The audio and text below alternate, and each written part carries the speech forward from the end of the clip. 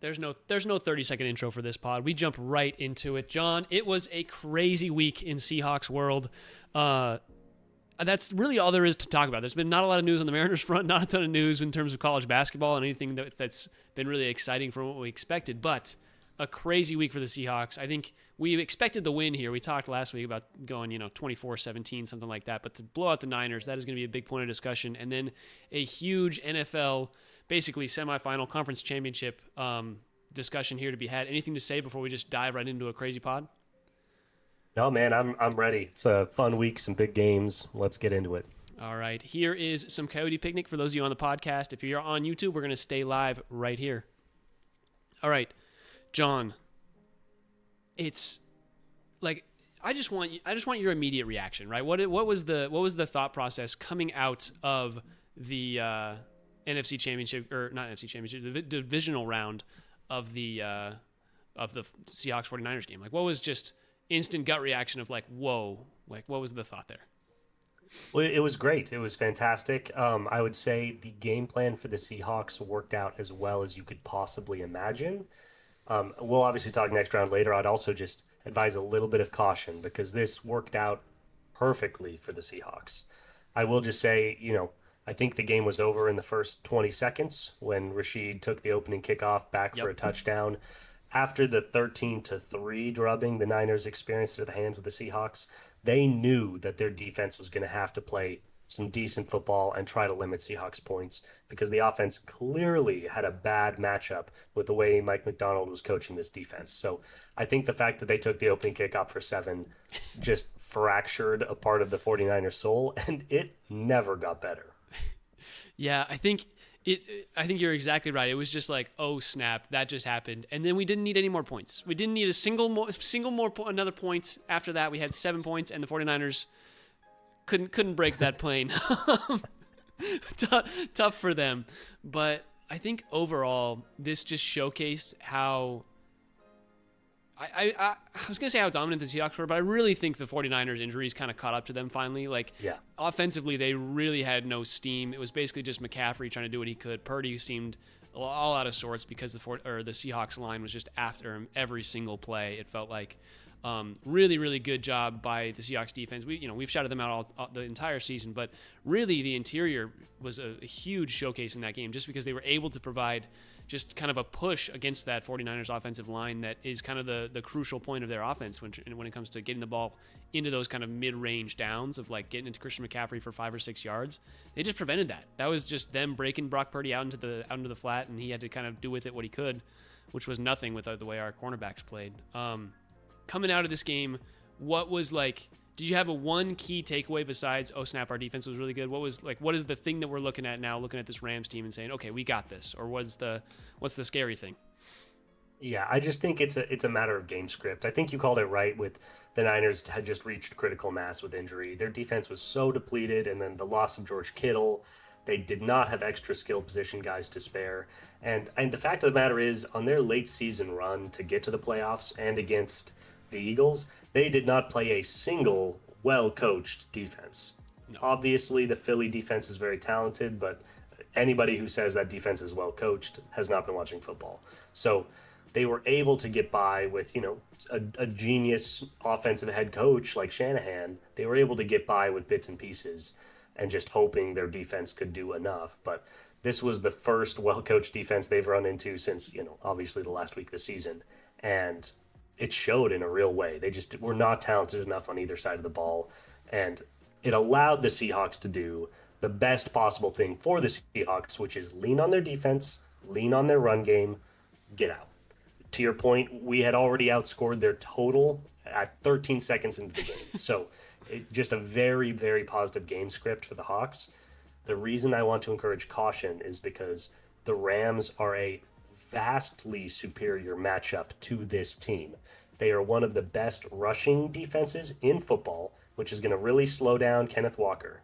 And if you look at Sam Darnold's box scores for the last 4 games, they are very shallow because he hasn't been needed. They've been saying, hey, dude, sit back and let the rest of this team take care of it.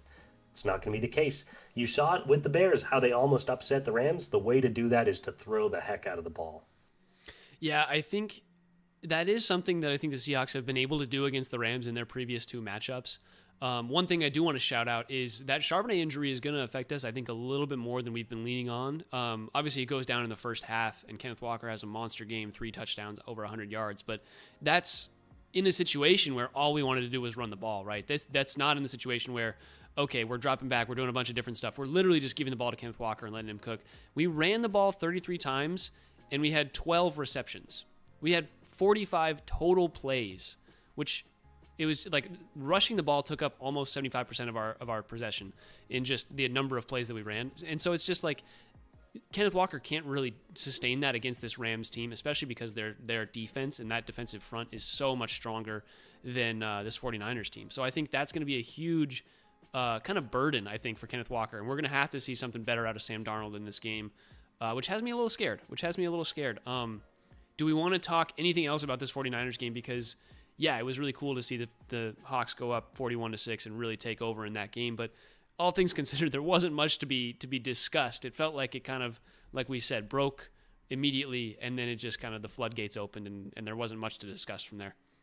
Yeah, I guess the point that is worth discussing, if only because it's kind of funny and because it'll matter for the future, is the Super Saiyan unlocking of Kenneth Walker's fantasy output in a non-relevant fantasy week. It is just pretty hilarious for all these poor owners that have been holding on to him all year, just have his touchdowns poached by Zach Charbonnet, to see him go for 100 yards and 3 touchdowns in a playoff game when he's, the season is well over. So 1, hilarious. And then 2, the question is, he's a free agent this coming off season. Yeah. What do you think, whether or not they win the Super Bowl, whatever they do, just with what we've seen from him the last 6 weeks, what do you want the Seahawks to do with Kenneth? I think, well, okay, real quick, back to the fantasy question or discussion. This week really upped his dynasty fantasy value, if we want to talk about that. So let me just shout out my fantasy team. Really brutal for dynasty owners. Really improved my Kenneth Walker value there, and hopefully I can sell him as he's a free agent signing for either the Seahawks or whatever team he can get a lot of yards for. But I think it really depends on the severity of Charbonnet's injury and how long the Seahawks think that that's going to impact him throughout the course of next year, right? Because Kenneth Walker, for all intents and purposes, is like relatively banged up over the course of his career. He's struggled with injuries, and this year wasn't as bad, but the previous couple of years, he had that really great rookie season, and then after a couple of years of injuries, we were like, okay, what's this guy going to do? And if he can continue to break out here in the playoffs, that's another story. But if Zach Charbonnet is going to be out, like this was a platoon running back situation basically the entire season. And as you said, it kind of detracted from Kenneth Walker's kind of seen value. But as we've progressed through the playoffs, he's been that much more valuable for this Seahawks team. I think Zach Charbonnet is replaceable if it comes to it. If he's not able to get back to this team in ample time, we might see the Seahawks go for a little bit like 4th, 5th round running back just to shore up that running back position. But I think Kenneth Walker's a really, really good guy to go for. There's also like Breece Hall's a free agent. Like a couple of decent running backs in the Kenneth Walker vein are going to be available. And so I wouldn't be surprised if Kenneth Walker walked. That's kind of funny. If he walked and then, the Seahawks went for another one of those bigger name running backs. But we'll see. I think there's a lot of good things to come from this or for the Seattle rushing attack. It's also notable that I forget if we have Clint or Cliff. I think it's Clint Kubiak. The name is escaping me right now, but he's a guy that could leave for a head coaching position or another offensive coordinator position, and that could really shake up how this offense runs. So there's a lot this offseason to break down, and we'll beyond that for sure. But that's definitely just something that's on the top of everybody's mind as we enter kind of the final weeks of the season. Yeah, it's gonna be a pickle. I think running backs are always challenging, and in some ways it's easier when you're having the discussion about a Derrick Henry or a Saquon Barkley, where it's pretty cut and dry. Either with the team that you have, the value that he brings is worth a lot of money, or and this is the case. People always forget about the Giants. Obviously, that didn't work for them, but the idea of paying a running back that much money when they were in the position they were in really doesn't make sense for them other than getting butts and seats. Yeah. Similar to Tennessee and Derrick Henry. It's like at some point, it's not worth paying a running back this much money when he will not be there the next time you're competitive. So when a running back's really good, it makes that choice easy. It's why it was so easy for Philly to pay Saquon. with guys like Kenneth, it gets so complicated because hopefully the team could get him on a friendly deal. But, he's going to be, he's been in the NFL 4 years now. NFL running backs tend to have about, the ones that hit, a lot bow out in a year or two, but the ones that hit typically play 6 to 8 years before the wheels start to come off. So this is the best contract he will ever get in the NFL. So he's got to go chase that money. Yep. Who else is going to offer more? Is a team like Dallas going to potentially swoop in and try to get him in their backfield? I guess what I would caution is I would love to have Kenneth back unless the price tag is exorbitant, in which case they don't use him enough. The crazy thing is his best season as a Seahawk was his rookie year at the age of 22, 1,050 yards, 9 touchdowns. He started 11 games that season. In this season, through 17 games, he has yet to eclipse 1,050 yards. He's got 1,027, and he's got half the touchdowns at 5 compared to 9 that he had his rookie season. So even if he's very talented, they just aren't utilizing him like a guy that can cost you a significant amount of cap. Yeah, I think he's going to be looking for that contract that's maybe a little bit, it feels like kind of the DeAndre Swift amount of like kind of in that 14 to 20 million range for a few years, just because running backs are not very expensive pieces, all things considered. Like they're really not, and you can find secondary or tertiary running backs that are in that 1 to 3 million range that may provide just as much value as like Charbonnet. Charbonnet is so cheap for the Seahawks, and now he's not probably the lead back that you would want next season, right? If you're looking at the Seahawks team and Zach Charbonnet is your like running back 1, that's not a very exciting rushing game. But if you're able to sign a guy who is at the Kenneth Walker level but cheaper and can be part of a platoon and isn't commanding that much cap space, it's like that's totally worth it. I would not be surprised to see Kenneth Walker, sign a more expensive deal with a team like Dallas, especially who's another running back, Javonte Williams, who might be wanting more of a platoon situation. I don't really know what they're going to do there, but there's a lot of options actually on the running back market this year. It's going to make it interesting for the Seahawks team moving forward. And I think it'll definitely depend. Like I've said it a bunch of times on the pod, but Kenneth Walker is very much a horizontal runner. Like he gets outside of the lineman, and that's where he kind of excels, obviously catching the passes, everything like that as well. And Charbonnet is much more of the downhill threat, and I've said that a bunch of times, and I think we really want one that's going to be similar to Kenneth Walker. If we're going to retain Charbonnet, we want that kind of combo of however we want to utilize them, find the defense's weak points, stuff like that. So we'll see as the offseason progresses. But I agree with you. I think Walker is probably looking to sign a more expensive deal than the Seahawks really would think he's worth. Yeah, and it's always with running backs. I mean, the example like Javonte Williams with Dallas is a good one for a team in which, they didn't pay him a lot because he was coming off injury. Nobody really believed in him. They got him on a cheap, I believe, 1-year deal, which is part of why there are the Kenneth rumblings. Is he going to want more money now? Maybe they should just go get somebody they think is better. But that's an example of a team. It's like, okay, we've seen flashes with this guy. He's dealt with injuries. Let's give him a small 1-year deal and bring him in. Typically, and I know, it's part of what contributes to running backs having just a horrible market, but draft running backs. I think RJ Harvey was like a 5th or 6th round pick for the Denver Broncos and is now their starting running back. If you don't want Charbonnet to be the lead guy, save the money. Don't pay Kenneth Walker. Pay a different free agent at a position that is more of a known. Take a 5th round draft pick and spend it on a running back you believe in. So I'm a big believer in drafting running backs unless their names are Jonathan Taylor, in which case you give them all the money. Let me just put this out into the world. Hey, Seahawks, Jonah Coleman is coming into the draft. He's going to be available. My UW pass catching running back. Oh, he is kind of like Kenneth Walker. We talked about that before. He's really similar, dude. And the thing about it is he had kind of the injury history this year, but the Seattle, coming into this year, this upcoming draft, which, obviously they drafted so well this last 2025 draft.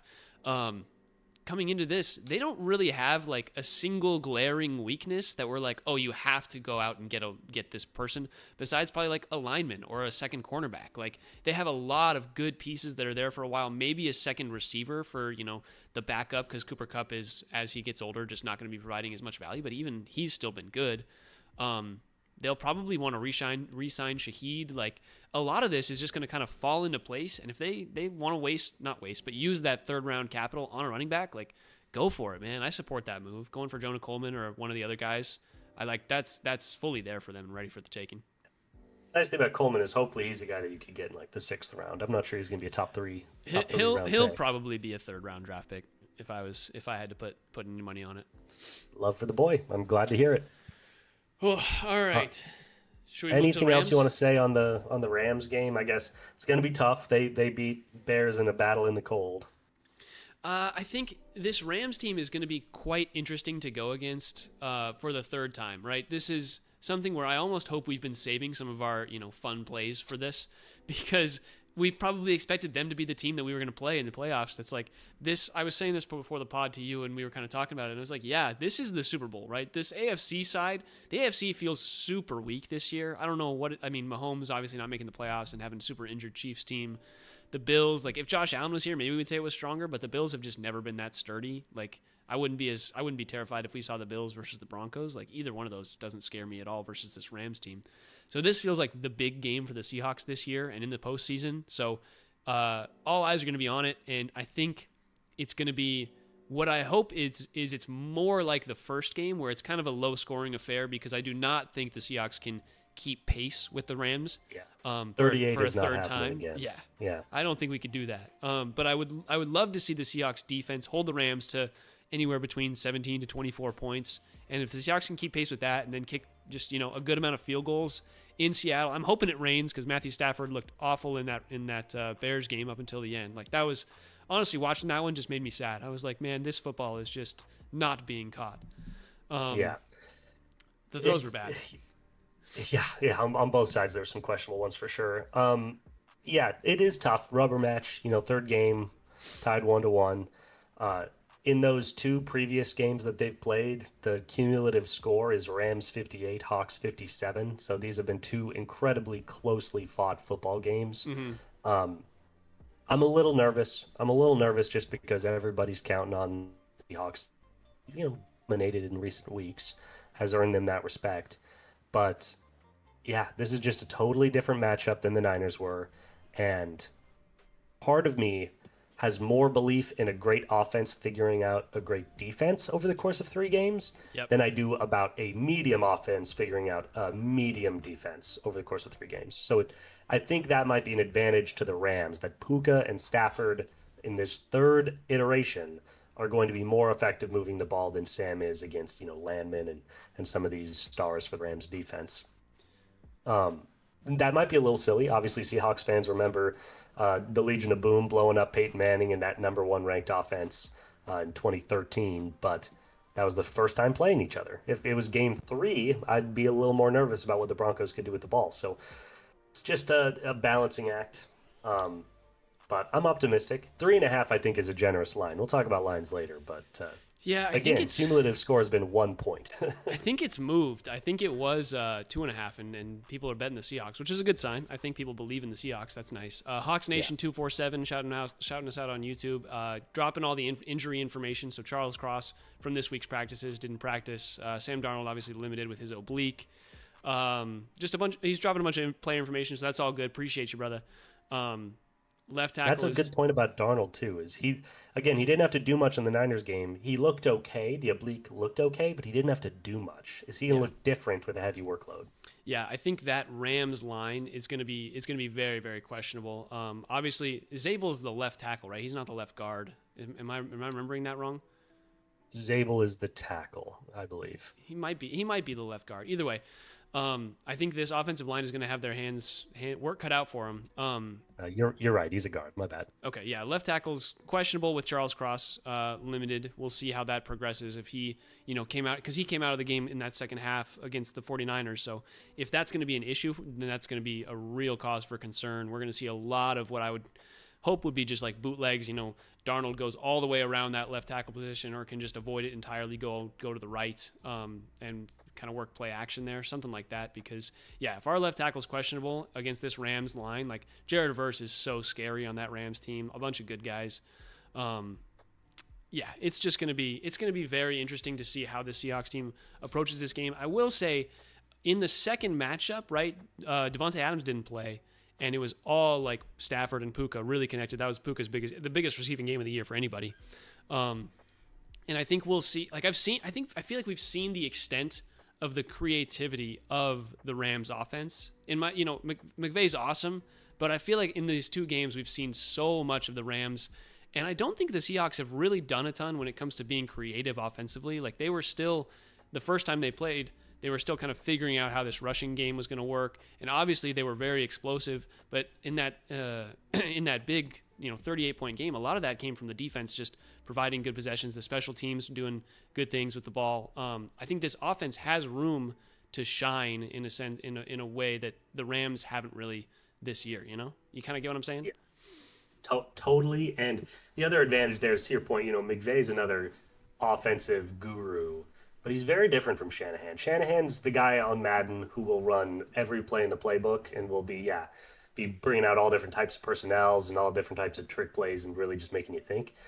McVay's very different. McVay is all about, he loves his 3 tight end sets. He loves running the football. He prefers to find plays that he thinks are relatively unguardable and spam them, which is how I play Madden, for what it's worth. And that is easier to defend in terms of, obviously, they run these plays over and over again because they're very effective. But it's not quite as scary as a Shanahan of like, I have no idea. Maybe Juwan Johnson's about to throw a touchdown pass to Christian McCaffrey. Not a lot of that in McVay's repertoire. So, it'll be a good game. I'm excited. I just don't want Seahawks fans feeling too confident that this one's a lock.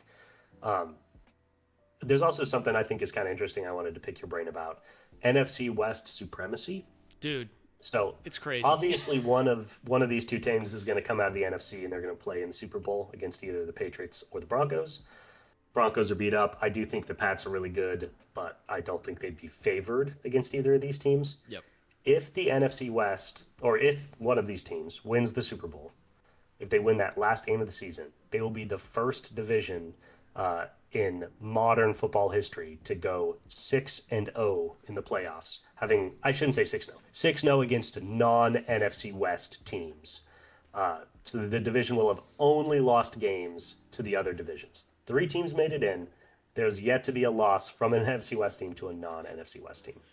Dude, it's one of those things that you don't really think about because during the course of the season, you're like, oh, this is such a close race between the Seahawks and the Rams, and everybody else felt like I think during the season, I think you would agree, most people thought the Rams were the best team in football, and yes.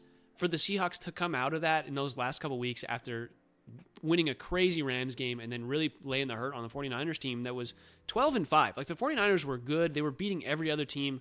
And I think at the time that we were talking about that pod, I don't think the 49ers had scored less than like 17 points in a game. And the Seahawks held them to 3. Like it's been just a crazy development of the NFC West. It also low-key makes the Cardinals look a little better. We were a little higher on the Cardinals at the beginning of the season than most people, and it might be warranted. We'll see as next year rolls around. They need a quarterback.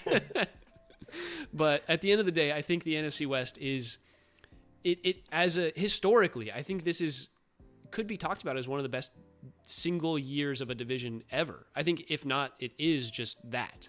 Yeah. I don't know. If they do what they're supposed to do and one of these teams wins the Super Bowl, then I don't think it's arguable, because even with divisions like last year, the NFC North was monstrous. You had the up-and-coming Bears, which kind of underperformed, but then the Packers and the Lions were both so good. Minnesota was so good with Darnold, obviously, and people were like, this division is monstrous. Then the playoffs came around, and none of those 3 teams made the Super Bowl. So, it was just a very disappointing playoff for that division. This is the year where you have 3 teams that are awesome. All people are arguing which one's the best in the division, which one's the best in football. And then again, Niners 1-0 against non-NFC West teams. Rams are 2-0. Seattle's 1-0. Obviously one of those teams is going to remain undefeated in the playoffs and then have another chance to get a win. So it's just a really unique situation to see 3 teams make it and only lose to each other. Here's my question for you. Does Sam Darnold create divisional greatness? Is that where we're at? Are we saying that Sam Darnold himself creates divisional greatness? Because something about him, man. He brings out the best in everybody. He really calls forth the greatness. Yeah, because he was on the Jets for those few years that it was. Those were mainly the Bills. It was 2018 to 2020. I guess that was Bills kind of Patriots, like early Bills, late Patriots. Yeah, yeah, he would overlapped with late Patriots, early Bills, but Wow. I would not call the Jets team even particularly competitive. Well, not necessarily Darnold himself, but the division. The division was great. Yeah, Miami no, was good then too. Yeah, it's gonna be crazy the finish of this season. I will say, so in my family, my family has a bracket where we all give one pick a week. It's kind of like an eliminator bracket, but you don't lose, you don't get eliminated. You just pick a new team and you don't get points for that week if you pick the wrong team. But every week we pick a winner, and in the playoffs it resets, and you can only pick one team per week ever in the playoffs. And I will say I've saved my Rams and Seahawks picks because whichever team wins this game, I believe is going to win the Super Bowl. Like, that's the extent that I've believed in the NFC West to this point. Like, I saved both of them because I was like, they're going to match up against each other, and one of them is going to win, and whoever takes that game is going to win the Super Bowl. Like, that's how I felt at the beginning of the playoffs. So it's great to see that come to fruition. 100%. Hawks Nation 247 says, I expect Charles Cross will play, but if he does not, and the two backups are also unable to go the options I see, I'm assuming he's going to type something else. But yeah, I would expect Charles Cross to play. I think, Gray Zabel would probably slide to left tackle, and then Christian Haynes play with left guard. Interesting takes.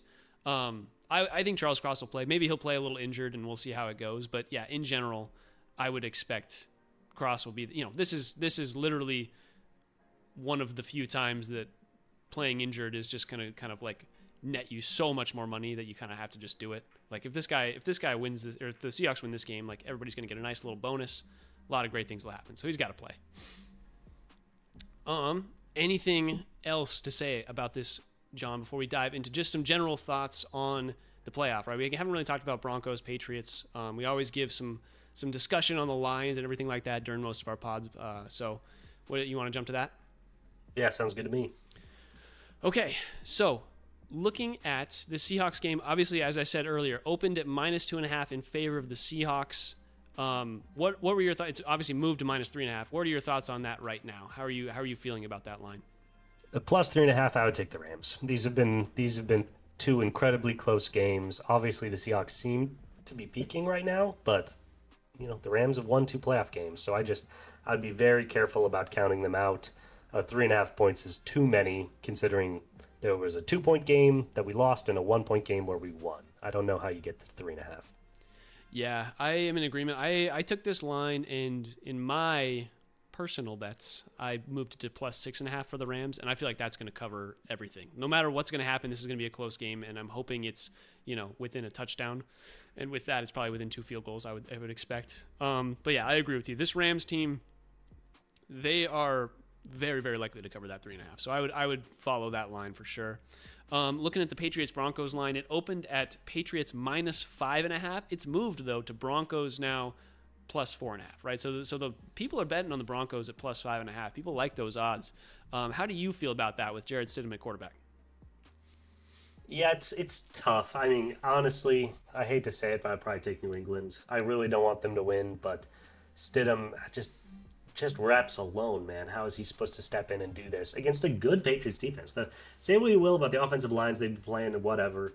Obviously, the quarterbacks have been awful between CJ and Justin, but the defense of the Patriots is good, and they've played really well. So I don't know how Stidham is supposed to get the ball moving on a team that's already pretty short of skill position talent. When Cortland Sutton's your wide receiver 1 and you're handing the ball off to RJ Harvey, you're not exactly in the Rams offense here. Obviously, the Broncos have a great defense, and hopefully they'd be able to, continue to beat up on Drake May. But I don't know how, considering New England's blown out the last 2 teams they've played, how we're supposed to expect the Broncos to stay in this with Jarrett Stidham. Yeah, I will say it's a sneaky, nice little home field advantage for the Broncos this week. Yeah, I think that's mile high. Yeah, that's going to be nice for them. And additionally, I think a lot of the people are kind of looking, when you're looking at where the money is going, looking at this line, a lot of people are looking at this and thinking about the Nick Foles Eagles win, and I would not necessarily correlate that to Jarrett Stidham and this Broncos team, right? I don't think, like, the people that think that Jarrett Stidham is going to be like Nick Foles and have the passing capabilities are just, I don't know that you've watched enough Jarrett Stidham tape from the preseason, because that's the only time you would ever see his tape. It's not going to be pretty. I think this is going to be either a very, very low scoring game where the Broncos could maybe eke out covering. I really doubt they're going to win. But I would expect if it goes one way and goes one way hard, I would expect it to be the Patriots' way for sure. I agree with you there. Taking one of those, either of those, I don't really love. I think I would just take the Patriots money line and do something else with that. But that's what do I know, you know? Yeah, what I've done, and this isn't good gambling advice. I just hate the Patriots and don't want them to win. So I've placed some emotional hedges on the Patriots' exact Super Bowl wins. So like Patriots to beat the Rams is like plus 550, and Patriots to beat the Seahawks is like plus 700 or something. So if you pick those, obviously one of those two teams is coming out of the NFC. If you just take both of those and throw $25 on them, you'll get at least $100 if the Patriots do the worst possible thing and walk into a Super Bowl win. That's kind of wild. That's kind of crazy. I'm not happy about it, but I didn't realize that those odds were like that. Yeah, look at them, man. They're tasty odds. And honestly, again, the Patriots are talented this year. Their defense is good, and Drake May has not played well, and they've been blowing out these teams. My main concern is that he'll be awful against the Broncos again, but it won't matter because it's Jarrett Stidham. And then in the Super Bowl, he'll play his one good game of the postseason, and they'll win. That's my fear, and I think that's a possibility.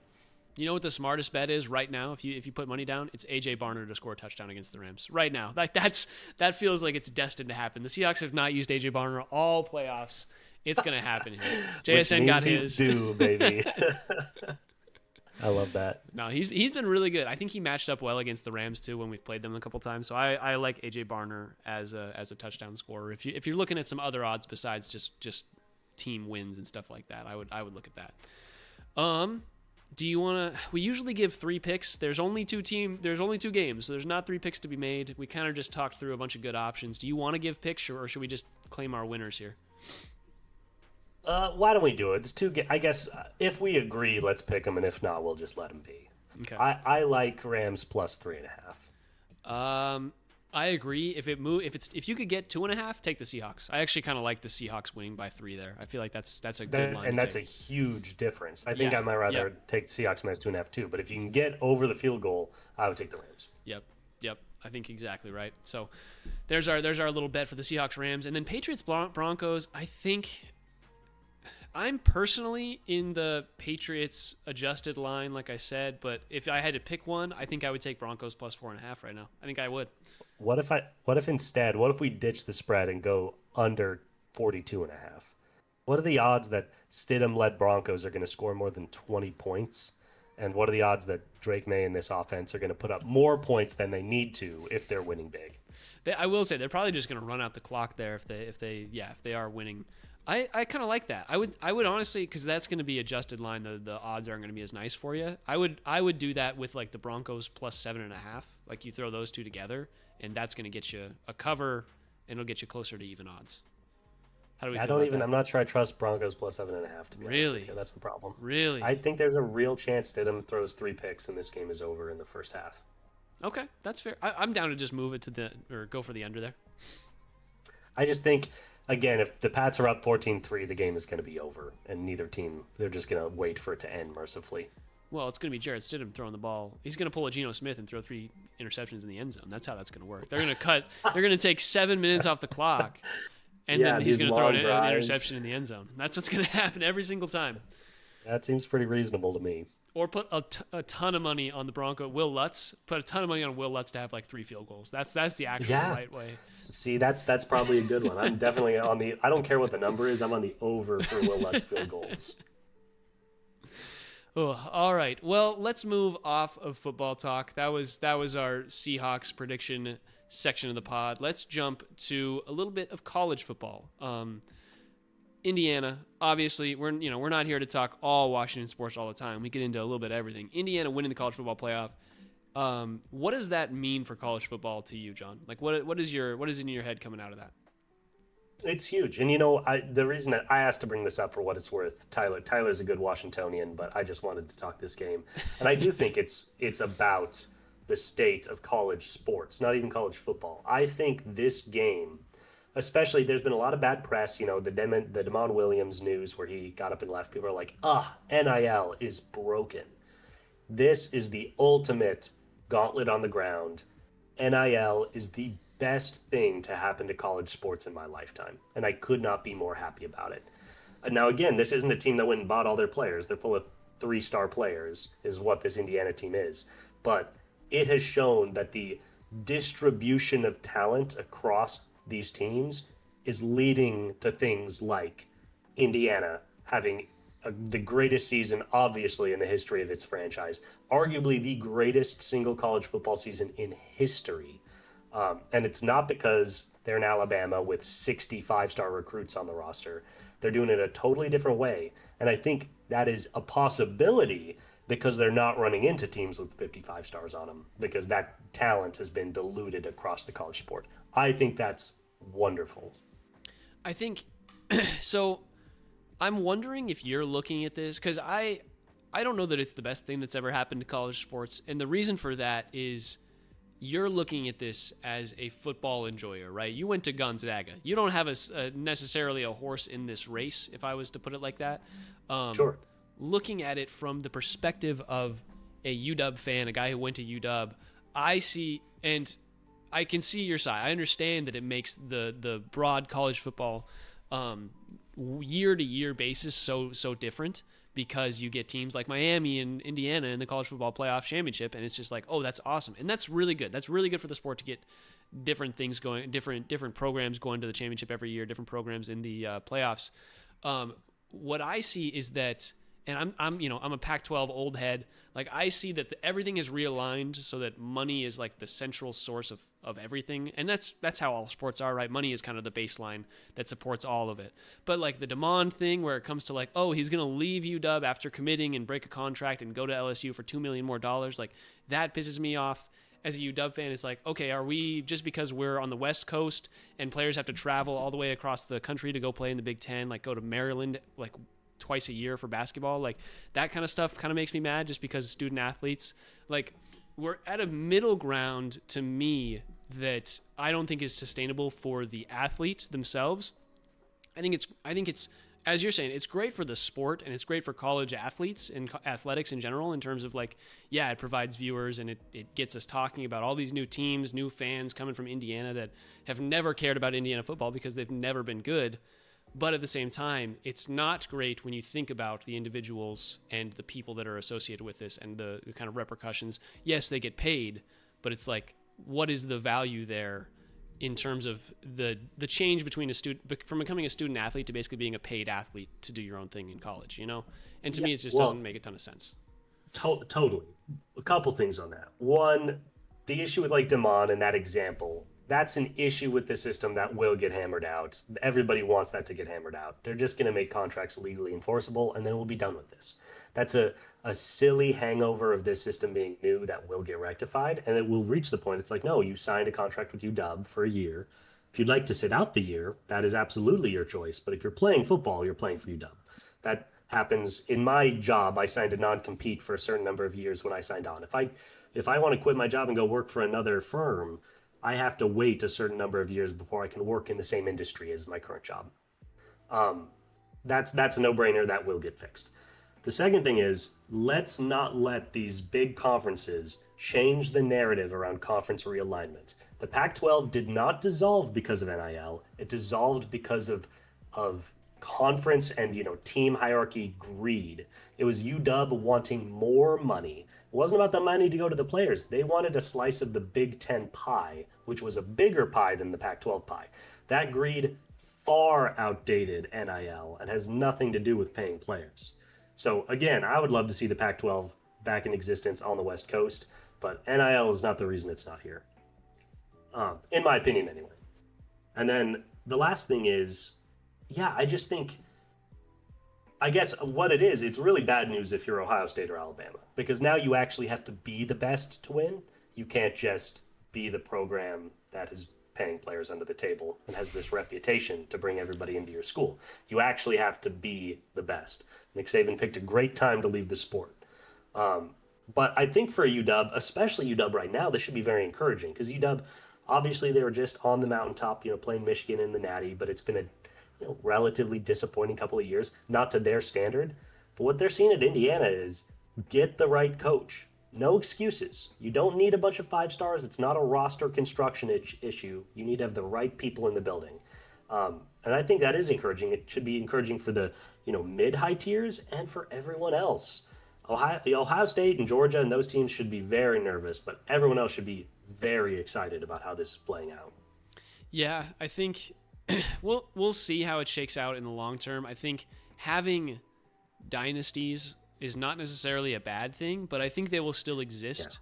When it comes to, Ohio State is going to be the team that everybody wants to knock off throughout the course of the season. Like Alabama and Georgia are always going to be the teams that nobody wants to win until they're gone for a while. Like Clemson, if Clemson was in the playoff right now, I don't think people would care because they've been just out of contention for the last, 5 years, basically. What a great example of that, too. Yeah, it's just been like 5 years. They were just like Alabama. It's been 5 years. Nobody would care. And obviously they haven't used NIL because Dabo Sweeney's just a dingus. But we'll see how much longer that lasts. Yeah, what I will say is I think the Pac-12 dissolution happened at a bad time because if the Pac-12 existed now, I think there's like a full market that the Pac-12 could have tapped into in terms of NIL being the West Coast thing.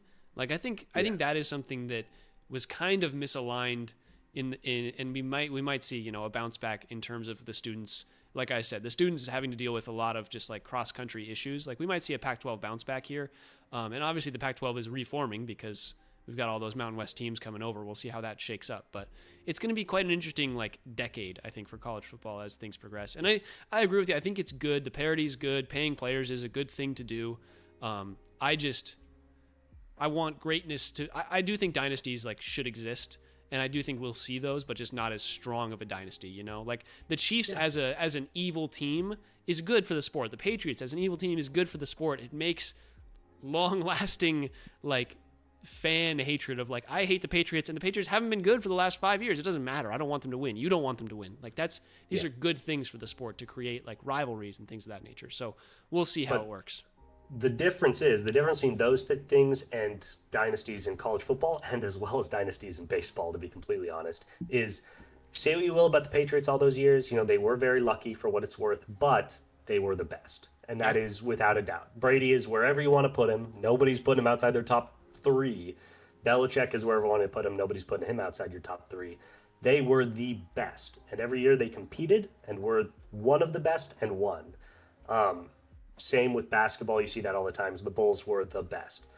In college football, you didn't have to be the best. You just had to be the biggest because dynasties were so... with the way that college was set up where it's, a stepping stone to the next level. Yeah. Obviously, it just draws everybody to these hubs to then step to the next level. All the top talent would conglomerate in these places. So it wasn't about, maybe, and to be fair, maybe Alabama did have the best system and the best coach and all this stuff, but it didn't matter because they were bringing in 50 of the top 75 guys every year. This system will allow for dynasties that are more organic. They're more like Golden State. And guess what? They're going to wax and they're going to wane. 15 years of Alabama dominance is not good for the sport. I don't believe that. 5 years of a team's dominance, to your point, is great. But then they have to fade and let somebody else rise up. And that's what you see in professional sports. That's what we're going to see now. I mean, heck, Indiana was one of the best teams in the country last year and won a playoff game and then just didn't, came up short in the next round. I think they'll be great again next year. They're the preseason number 1 for next season. So Indiana's not going anywhere. If they win 3 natties over the next 5 years, that's a dynasty. But guess what? It's going to fall apart at some point. Signetti's going to leave. Something's going to not work. And then you'll have a new team. You won't have Alabama. Yeah, I do think part of what has made Alabama fall by the wayside, shout out our boy Kalen DeBoer, sucking.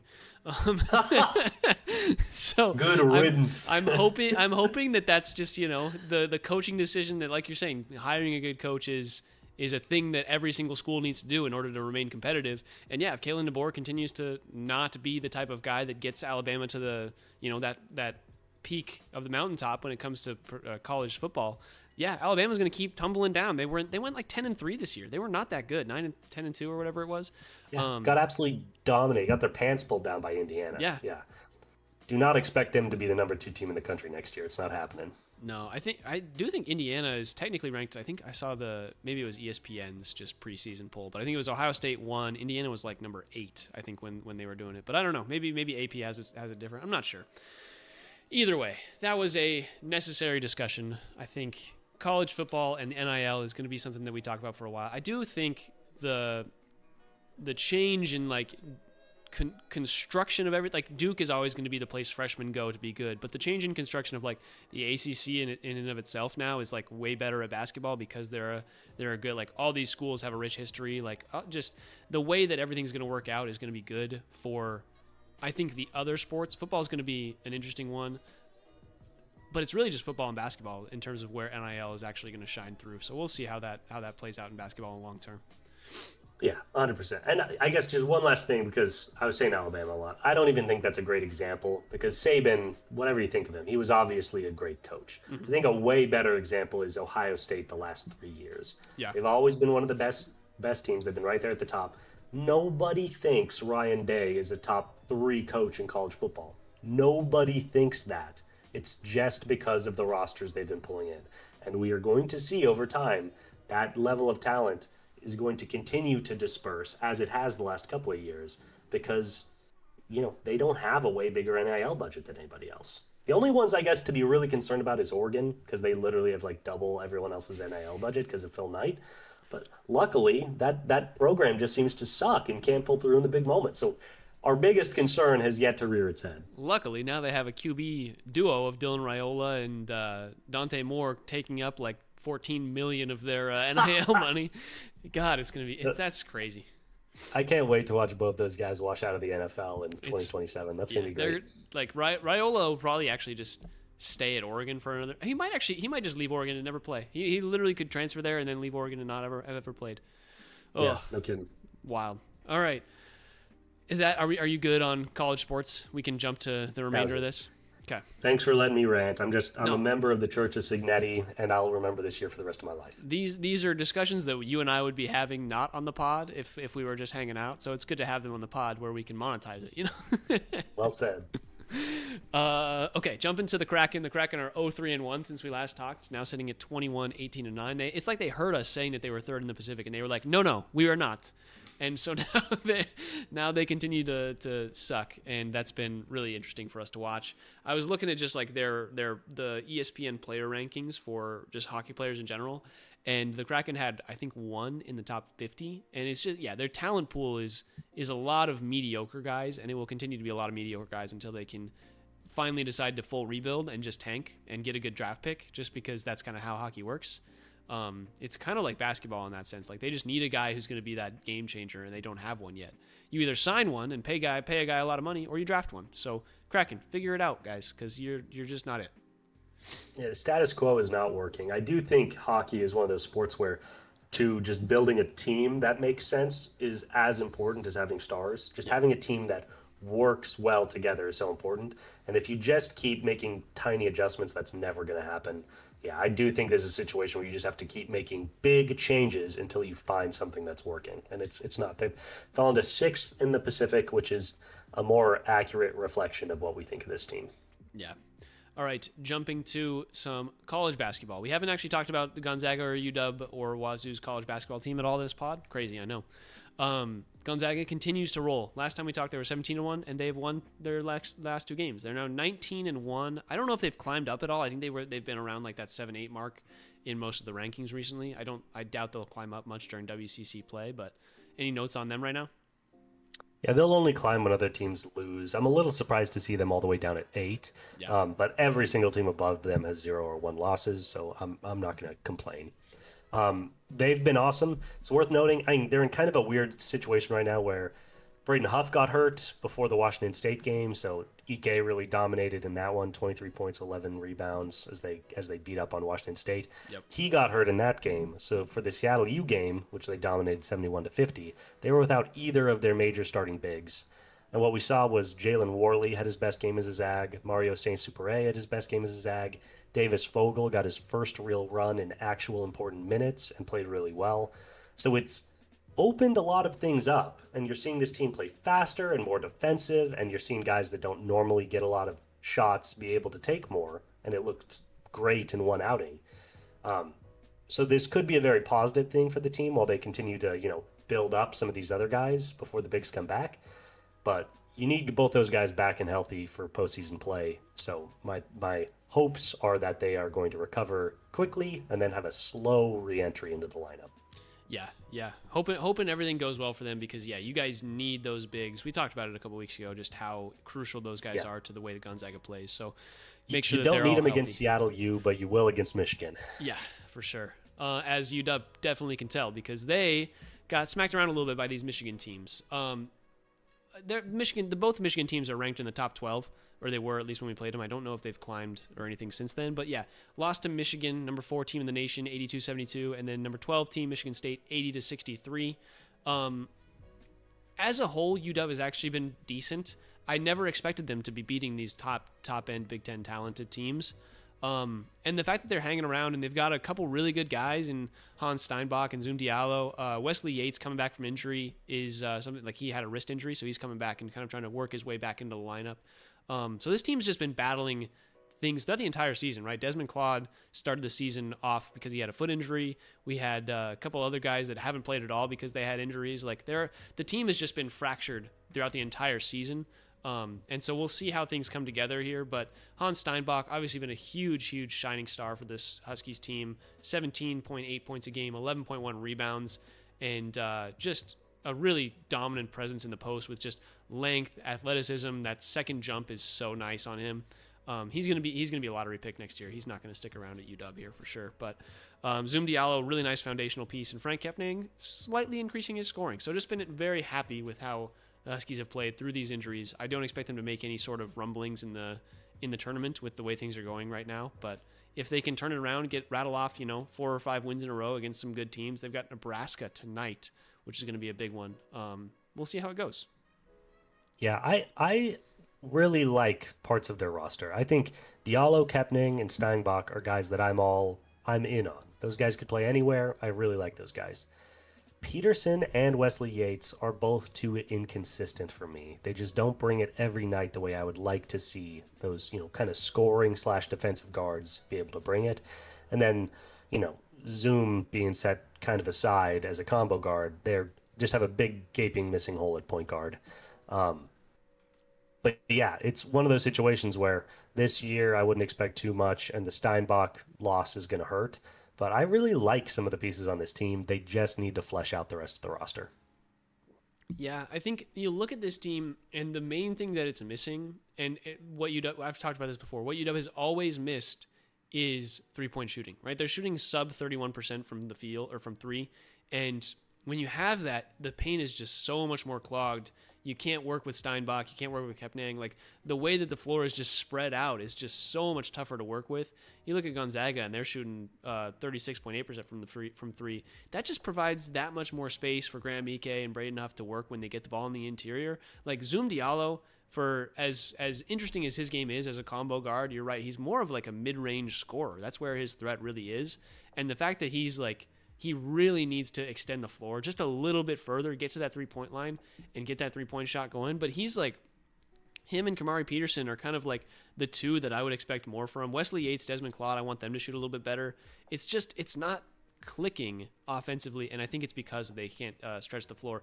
Ognacevic is a guy who's only played in 2 games so far this season. He was supposed to be their big 3-point threat this year, and he had a foot injury. So we'll see. He's come back, and we'll see how it transitions here going forward. He was a really nice transfer from, I believe, Lipscomb as like one of the best scorers coming from there, 20 points per game. So we'll see how he comes back from injury, but that could be really crucial for this Huskies team that's been needing some 3-point shooting. And they just need offense, man. I mean, they've had good nights and bad nights, but I always like to think, obviously 100 is the one teams are always trying to hit, but if you cross the 90-point threshold, you had a really good offensive game. Yeah. In 18 games so far this year, UW has crossed that threshold twice in regulation. I'm not counting their 94 overtime output against Arkansas Pine Bluff. So hey, well, that was a great game. I don't know what you're talking about. But twice in regulation. So that's just not good enough for a team in a Big Ten this good at basketball. To be fair, they would have a better record 3 years ago, but the Big Ten's kind of flexing its muscles in both major sports right now. So, yeah, they need to step up the offense. 63 is not going to do it. Yeah. Okay, quick jump to Wazoo. Sneaky, decent defensive team. Now, the last few games, they've led up 88, 86, and 85. To WCC's too tough, baby. Well, St. Mary's, Gonzaga, and San Francisco, all offensive powerhouses relatively. St. Mary's is more slow, but I think they've changed their style a little bit. But up until then, they were decent, allowing like mid-70s points per game. But there's really not much to say. They're 8-12, sixth in the WCC, and they continue to not really have anybody that leads the way besides is this Anthony Glass? Is that who it is? Ace Glass, that's right.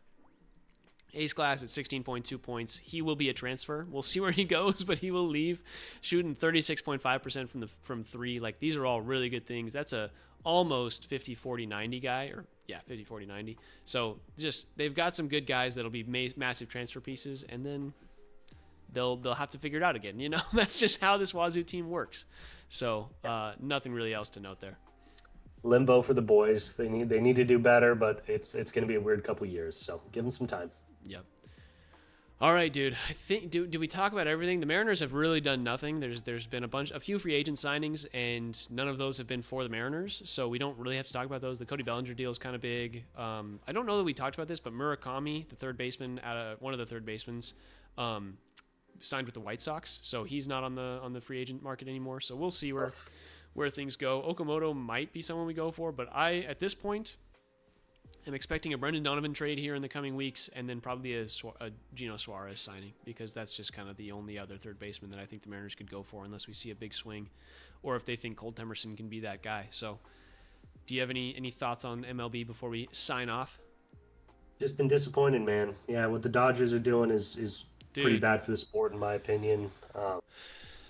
It's just a bummer that the Mariners were so fun last year, and I'm not super excited for this upcoming season. I wish I could be. I wish I could have more belief in the competitive nature of baseball, but there's just not a lot. I guess we can always make the World Series. We won't run into the Dodgers before then, so that's still a goal to achieve. I was going to say, we just have to hope the Phillies or Mets or whoever beats the Dodgers, and then eventually we'll play somebody that's not them, and we'll win.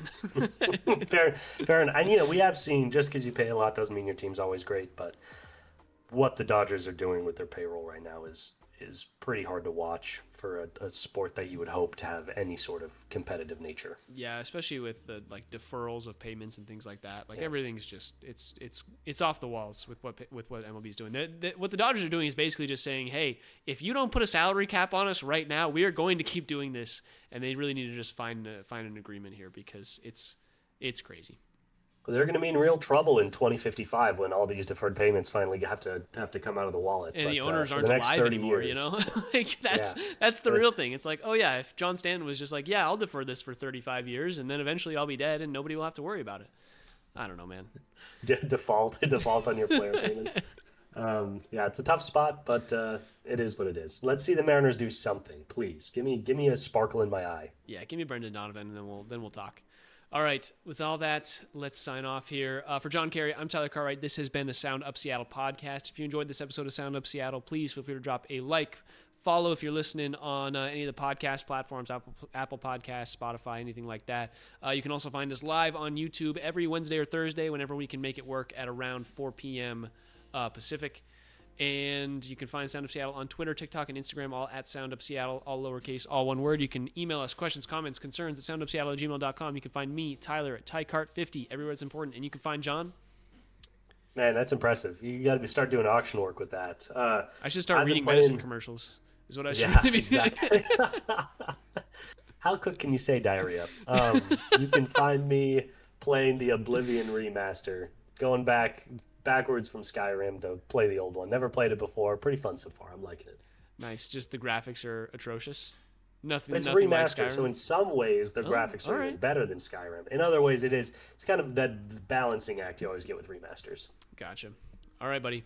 With all that being said, it's got to be a Go Hawks this week. You said Go Zags or something last week. It's got to be Go Hawks, right? Well, it's Go Hawks this week. It was